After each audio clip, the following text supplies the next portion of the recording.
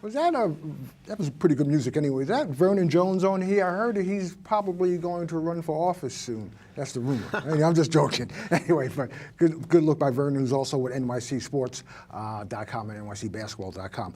Big story, as has been dominating the airwaves for the last 24 hours, is the Jason Collins story, the fact that he's become the first homosexual active NBA player in the history of the league. And what does this mean? Well, we're going to discuss it all with John Torelli, sports editor for the Brooklyn Daily Eagle. Matter of fact, the Lakers won yesterday, right? 108-102. Yeah, the Nets wound up beating the Lakers as they continue this ongoing odyssey. It's a 7-game road trip. It really began with a loss to Chicago on the other side of the All-Star break. And they're 2-2 right now, which is very good for them. Obviously, the historical significance. Yeah, I mean, that's an afterthought. Kind of outweighs that, yeah. But this is the story. And also, what does this mean in terms of sports and in terms of also the other sports, like hockey, baseball, auto racing? Well, we're going to find out, Mike, and I think we oftentimes rush to judge these things. With 10:28 remaining in the second quarter last night, Jason Collins checked in. Right. That was no big surprise. He's a 13-year NBA veteran. The Nets needed a big man, so from a basketball perspective, it was a smart move.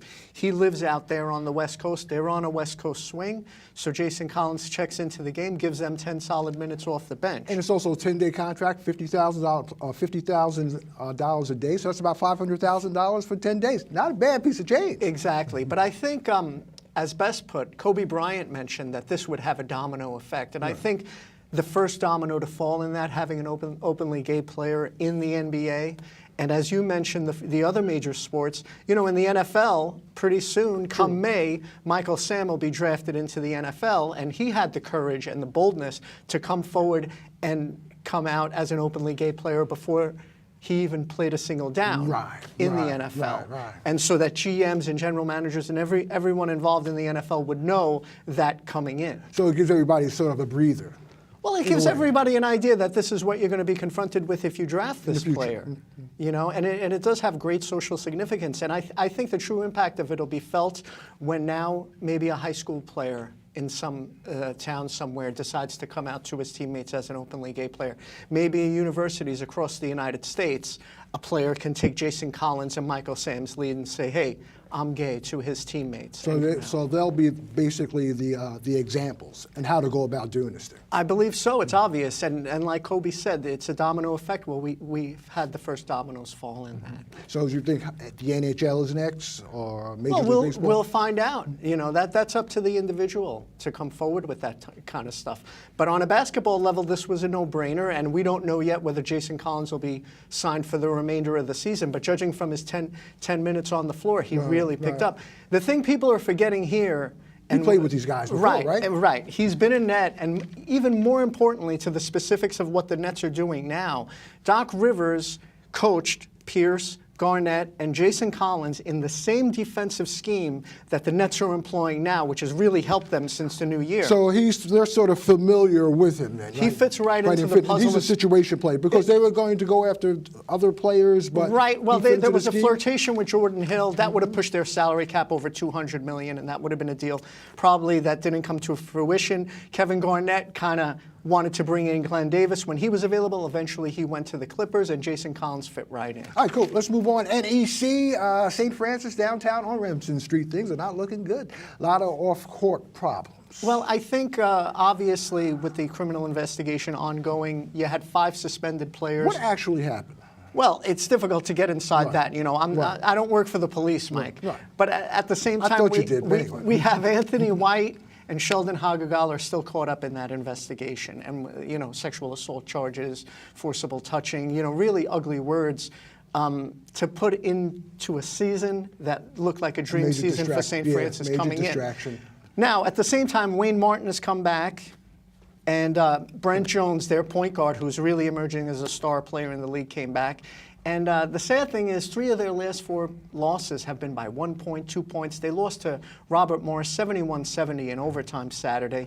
And you wonder how much of an effect this had on their season. But going forward, they are assured. There's also been a problem across the conference. From what I gather, Wagner College has also had a problem similar to this. I'm not sure about the other college, but there's another college in the NEC that has this also this sort of off the court problem. Yeah, I mean, and the thing I give Coach Glenn Brake a credit for is he's kept his team focused on the matter at hand, and they have already wrapped up a Northeast Conference tournament spot, which is obviously their main objective. They're number 5 right now in the NEC. And also their women also, the women wrapped it up. They've won a program record 17 games. Eileen Simpson, who's a candidate for Northeast Conference Player of the Year, scored 22 points over the weekend. They've never won that many games, and they're currently 4th, which means they have a chance to host a first-round game in the Northeast Conference tournament right here on Remsen Street. Across the street, LIU.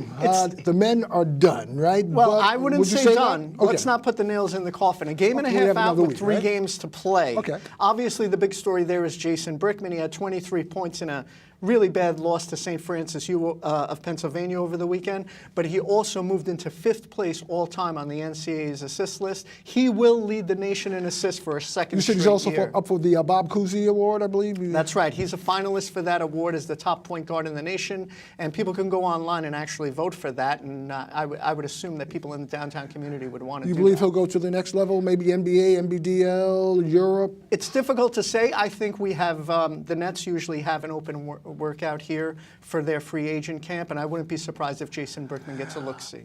On the women's side, they're doing quite well also, right? They have a chance to clinch it tonight. If they play, it's senior day. Cleandra Roberts has really led that team back into contention. She's their big senior center, and she will be honored along with 3 of her fellow senior teammates tonight at the Steinberg Wellness Center. And if they find a way to beat Fairleigh Dickinson this evening, they will be in. This was a team that was struggling earlier in the season also. Absolutely, and give Coach Gail Striegler credit. You know, these smaller conferences, it's all about how you do in conference play and whether you can get into the conference tournament and give yourself a chance in a single elimination field to get to the NCAAs. So out of those 4 programs that we have here that are eligible for the NCAAs, by tonight, we could have 3 of them already punching their ticket. All right, good, good. And also, we got to congratulate St. Joseph's College. They won the Hudson Valley Intercollegiate Athletic Conference tournament, and they won their conference, so hopefully they may get a bid or not. We'll see, but congratulations anyway. So far, they are the only champions right now in downtown Brooklyn. That's right, and Brooklyn College is also, the women are also in the semifinals of the Cognac tournament, so they'll have a chance at a Division III NCAA tournament berth as well. Thanks, JT. You know what? Don't be stranger. I will invite you back sooner. Look forward to it. All right. Well, after sports, what comes next? Well, how about a beer? Seems like a pretty natural fit, right? Well, stick with us because we have 2 beer craftsmen coming in to talk about what may just be a new golden age of brewing in Brooklyn. Back in a moment.